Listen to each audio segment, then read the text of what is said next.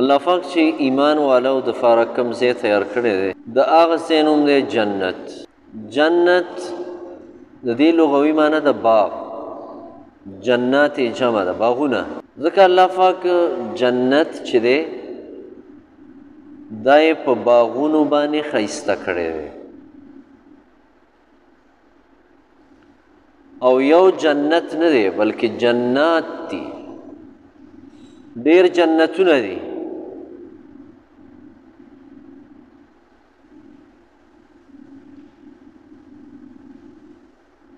د جنت د داخلېدو لارې چې دي هغه اته دي،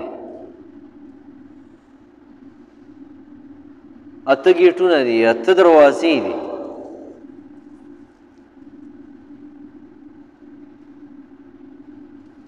او بیا دننه د یو یو جنتي دپاره چې کوم جنات دي، کوم جنتونه دي،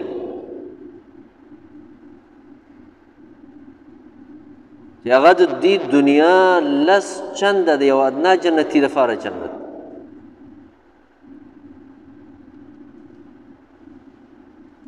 او صرف باغونه او ونیم نه دي بلکې په هغه جنتونو کې ستا زړه چې څه غواړي